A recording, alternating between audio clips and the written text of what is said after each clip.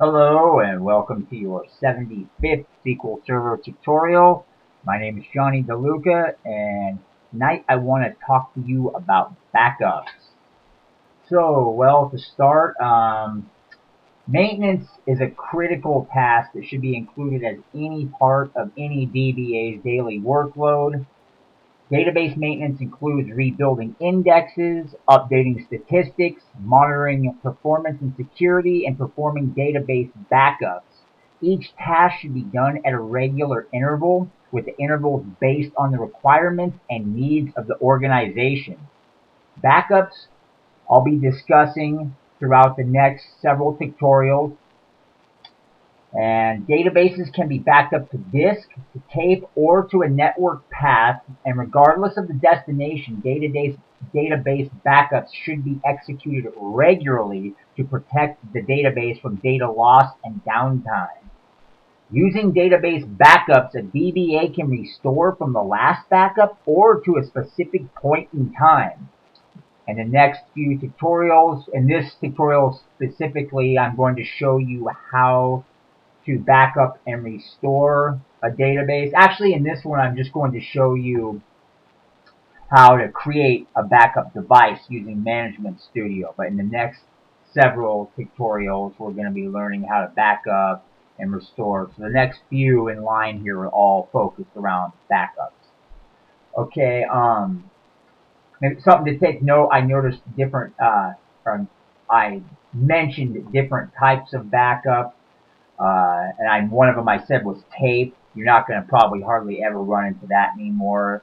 The tape backup feature has been deprecated, so you probably will never use that method. But still, there are some systems out there that do maybe still use it, and it's just something, to be aware of. Anyways, the first step in taking a database backup is to determine where you're going to store the files. And as I mentioned earlier, backups can be stored to disk, to tape, not so much anymore, mostly to disk, or a network path. In addition, to simplify the process, you can set up a backup device, a logical device that points to a physical location. Now, the physical location can be either a disk location or it could be a tape drive. So, probably going to be a disk location. So instead of explicitly typing or selecting the disk location, you can specify the backup device. While doing so does simplify the backup process, it does not provide the level of flexibility that is typically needed for an effective and reliable backup strategy. So it's something else to just, food for thought. Now let's just dive in and see how we do this here. So go ahead and connect to an instance of SQL Server. And once you're there, we're going to go over to the Object Explorer, and you're going to want to expand the server objects here. And then we're going to Backup Devices. We're going to right-click this. We're going to click on New Backup Device. And then here, we're device name. Let's call this AdventureWorks Full Backup.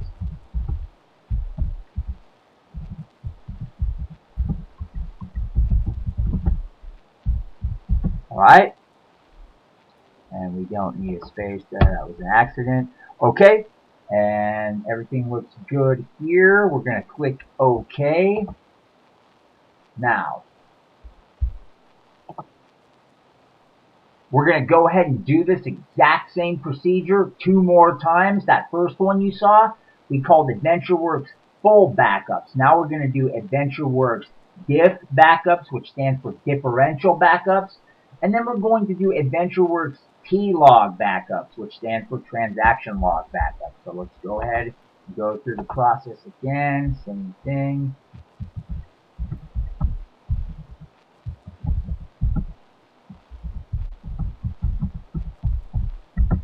Okay, AdventureWorks Diff Backups, good to go.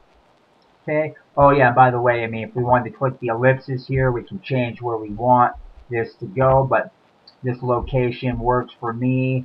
This is the default one, but you can feel free to set it wherever you like. Anyways, okay. Now let's do that one more time. New backup device, same thing, but this one's going to be T-log backups.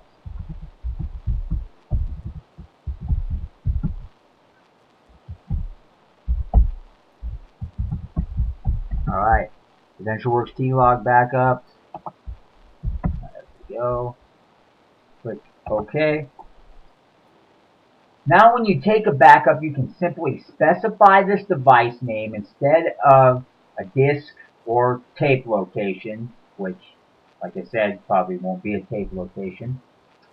But I'll be getting to the disk location in the next tutorial. Now, while creating a device does simplify the backup process, it's not a requirement.